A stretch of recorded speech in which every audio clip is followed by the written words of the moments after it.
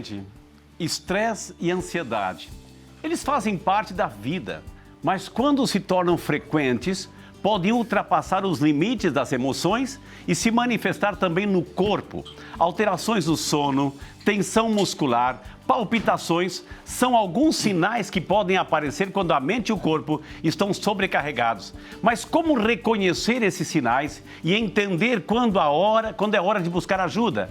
E é sobre essa relação entre saúde física e emocional que vamos conversar hoje com ela, que é psicóloga. Se tem alguém que entende do assunto, está aqui hoje, é a Kênia Leite, que a gente acolhe com muito carinho. Bom dia, Kênia, bem-vinda. Bom dia, muito obrigada pelo convite. É um prazer estar aqui mais uma vez. Ô, Kênia, primeira coisa, assim, eu sou daquela época, eu estou vendo o telefone aqui, vou começar com a historinha. Aquela época que, hoje, né, antigamente a gente pegava o telefone, alguém tocava, a gente atendia e era um assunto por vez, a gente desligava o telefone e ponto final.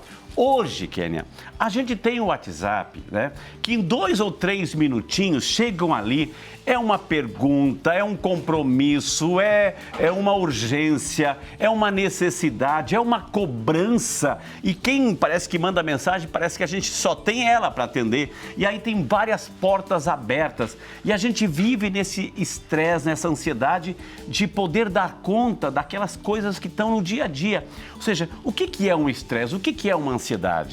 Olha, a gente pode compreender, assim, para fazer uma comparação. O estresse, ele é pontuado por picos de irritabilidade, agressividade. Então, a pessoa estressada, ela está sempre quebrando, gritando. É uma organização mais caótica. O ansioso, não necessariamente. A gente encontra pessoas que estão sucumbindo por dentro num processo ansioso, mas não estão quebrando coisas, gritando, criando confusão. Então, basicamente, para distinguir um do outro, essa é a diferença. Mas ambos estão colocando a pessoa num movimento de estresse nervoso contínuo. Eu posso entender, Kênia, que é isso que você falou, que o estresse tem a ver com a nossa carga diária, o peso que a gente carrega, as coisas que a gente tem que lidar, administrar, é no trabalho, é na família, é alguém doente, situações assim que nos causam um peso muito grande. E a ansiedade é quando, de repente, assim, eu estou sofrendo por antecipação algo que também ainda não aconteceu? Na verdade, tudo encaixa nas duas situações. Tanto para o estressado quanto para o ansioso. E pode acontecer de um ansioso também ser estressado.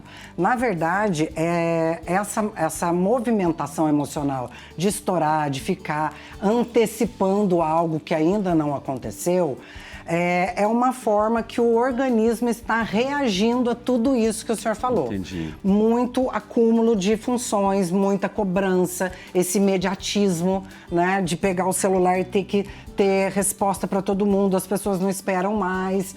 Mas o que a gente entende? A ansiedade, agora eu gostaria de pontuar isso porque eu acho que é muito importante para as pessoas de um modo geral. A ansiedade, ela faz parte do ser humano desde que o mundo é mundo, né? É um medidor do perigo. Então, alerta? Um alerta. Lá no tempo das cavernas, o homem primata, ele via um animal muito grande, aquele era um alerta. Isso aqui vai colocar minha vida em risco, né? Ou ele ia lutar, ou ele ia matar, ou ele ia correr. Então é um mecanismo de sobrevivência. É um mecanismo de sobrevivência. Para nós, hoje, eu venho conversar com o Frei Rinaldo. É normal que eu me sinta ansiosa, né? Agora, quando esse mecanismo fica o tempo todo, esse alerta girando, a pessoa entra em sofrimento. Porque não tem um perigo iminente. Quando decide ser passageiro por uma situação específica, se torna algo constante. É comum, isso é normal da vida de todo ser humano. Vou passar por uma cirurgia.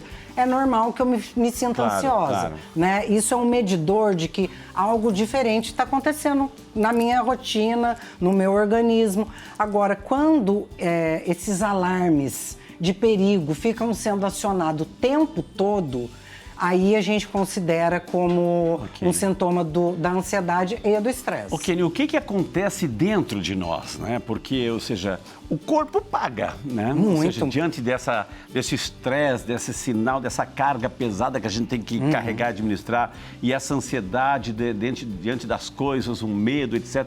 O que acontece dentro de nós? Como é que o corpo vai respondendo a isso? O primeiro sintoma que a gente consegue ter percepção, taquicardia. Uau. Tá sempre, o coração está sempre... Palpitação. Aquela palpitação.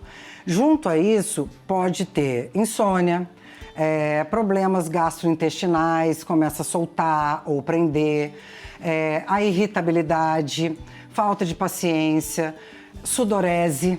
As pessoas que costumam ter várias crises de ansiedade no dia, elas suam frio, não tem nada que justifique aquilo, né? Ataque cardíaco, como eu já falei, falta de ar.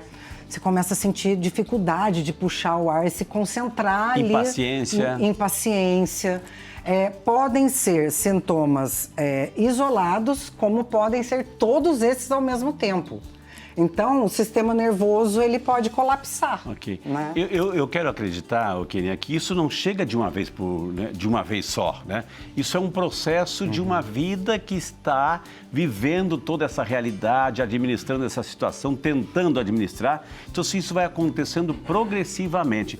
Ou seja, uma situação extrema, o que faz com a gente? Ou seja, eu posso levar um quadro de estresse e ansiedade, eu posso ter assim, quadros de depressão, por exemplo? Sim. Situações como essas? Sim. Vamos considerar o seguinte, a sua primeira fala é muito importante, porque o que acontece? Existem alguns casos de pessoas que aparentemente estão vivendo uma fase excelente da vida. Olham e falam, tá tudo no lugar, eu tenho um bom trabalho, eu tenho um bom relacionamento, mas eu não consigo deixar de me sentir ansioso. O que acontece? Na linha com a qual eu trabalho, que é a psicanálise, a gente entende isso como um movimento que a gente chama de a posteriori. Você pode ter vivido uma situação, um evento, qualquer coisa que naquele momento você não teve recursos para lidar e recalca. Esse é o mecanismo do recalque. O inconsciente recalca aquilo, não consigo lidar com isso agora, vamos dizer, um luto repentino, então ele recalca. Se aquela emoção não for elaborada, ela vai ficar retornando. Então a pessoa olha no entorno, não, mas está tudo bem, a minha vida está ótima e eu não consigo deixar de ficar ansioso. Entra na sua primeira fala. Né? É um processo que vai sendo acumulado dentro da nossa emoção, dentro de como funciona o inconsciente. E como é por que algumas pessoas, por exemplo, Kenia, vou colocar uma situação, algumas pessoas, elas sofrem mais, né, desse estresse, dessa ansiedade, e convivendo com as mesmas pessoas, talvez dentro de casa, no ambiente de trabalho, enfim, aquela pessoa não está nem aí ou está vivendo outra realidade. Essa pessoa é porque está noutra vibe, está noutro tempo, etc., ou aquilo não é importante porque não se importa com isso, ou porque a gente está agitado, quer fazer as coisas acontecer, e a pessoa está numa calma, assim, numa calmaria. Ou seja, formas diferentes de encarar a realidade, ou por que um sofre mais do que os outros? Essa é a parte que eu mais, assim, uma das que eu mais amo na psicologia. É essa subjetividade. Tá. As percepções de cada um são muito individuais. Então, algo que pode ser extremamente doloroso e traumático para alguém, estressante para alguém, para o outro não é. Isso é de acordo com o que essa pessoa construiu durante a própria vida. Então, assim, a gente fala muito que são os mesmos pais, mas nunca são os mesmos pais. A fonte é a mesma. A fonte é a mesma, mas a percepção de cada filho é diferente. Cada um recebe os estímulos, as vivências da vida de uma forma muito individual. Então, tem pessoas que realmente o mundo está desabando e ela tem uma tranquilidade absurda de olhar aquilo Dá e falar, raiva, né? Não tenho nada para fazer com isso, eu vou sentar e observar. Enquanto tem aquelas que querem segurar a tempestade. Estão vivendo uma tempestade no mesmo espaço, né? Então, não é que a pessoa esteja sendo relapsa ou não, é a forma como ela ela desenvolveu. Eu né? preciso perguntar isso. Como é que a gente trata tudo isso? Como é que a gente coloca o pé no freio? Como é que a gente faz um equilíbrio vital em tudo isso, Kênia? Olha, é o que eu bato sempre, a conscientização. Hoje tem sido mais divulgada a questão da saúde mental, né? Porque assim como você começou nas primeiras falas, o corpo ele começa a dar sinais. Então, parar e se observar.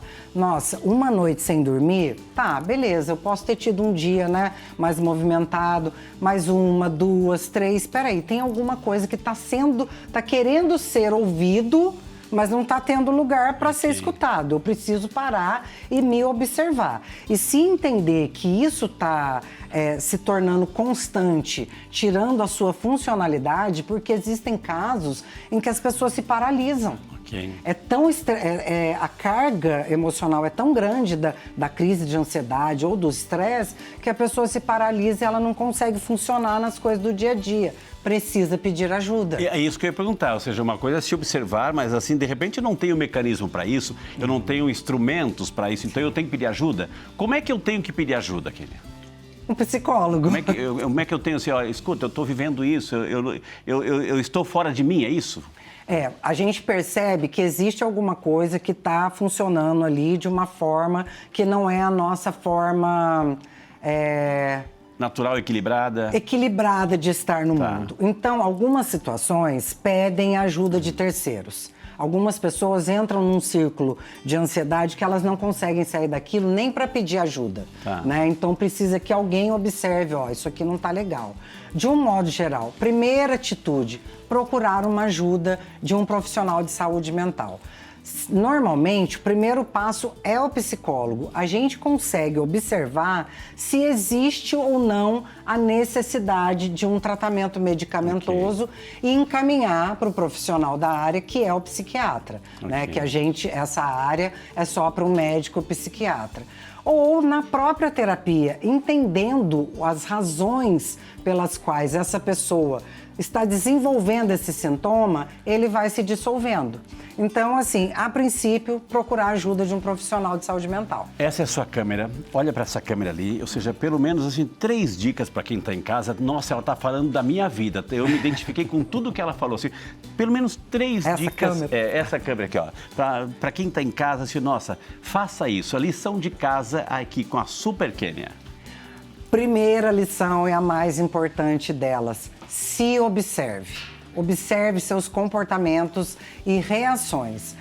Reações atípicas, rompantes de estouro, ficar nervoso à toa, coisas que não eram comuns e estão se tornando, são passivas de observação. Segunda coisa, se tiver alguém de confiança, com quem você possa conversar sobre isso, explicar, olha, tenho me sentido assim, assado, ter uma rede de apoio, alguém de confiança com quem você possa se abrir, muito importante. Na verdade, vão ser 4 sugestões. Atividade física, imprescindível, imprescindível. E ajuda de um profissional de saúde mental, que também, em alguns casos, é imprescindível. Nós somos para o social, a gente não consegue alcançar tudo sozinho. Então, pedir ajuda é um gesto de amor próprio, de cuidado com a gente mesmo. Gente, estamos no mundo da pressa, da cobrança, de todo lado, para todos os lugares, enfim. Então, aprenda com essas dicas, com a Super Kênia aqui, para a gente ter um equilíbrio, para aprender a sobreviver diante de tudo isso, viu? Kênia, muito obrigado. Foi uma aula, você fala muito bem, muito viu? Obrigada. Quem está em casa está aplaudindo, viu? Muito obrigada. Então, agora eu quero perguntar para os nossos queridíssimos apresentadores aqui, a Super Jéssica e o irmão Ian. E aí, aprendemos bastante com isso? Ou seja, você que é mãe, tem filhos, casa, tudo mais assim. Uma correria só, né? E aí a gente tem que cuidar da saúde. E ela falou algo tão importante, como a gente precisa se conhecer. A gente conhece livros, a gente fala dos outros como se conhecesse, mas a gente não se conhece. Né? Então, pare um pouquinho hoje, pensa quem é você, o que você está sentindo, não é? Até no final do dia é bom fazer uma avaliação. Sobreviva. Deus quer que todos nós possamos viver. Vamos sobreviver ao caos da vida, mas vamos viver como Deus quer. Obrigada. Obrigado, dona. Obrigado. Deus abençoe. Obrigada, Juninho, Kênia. super time e até semana que vem. Se Deus quiser, Se Deus hein? quiser, Já vai ser hein? setembro. Setembro amarelo também muito importante. Ih, olha aí. Doutora, Obrigada, Kênia. Eu que agradeço, foi um Beijo. prazer imenso. Muito obrigada.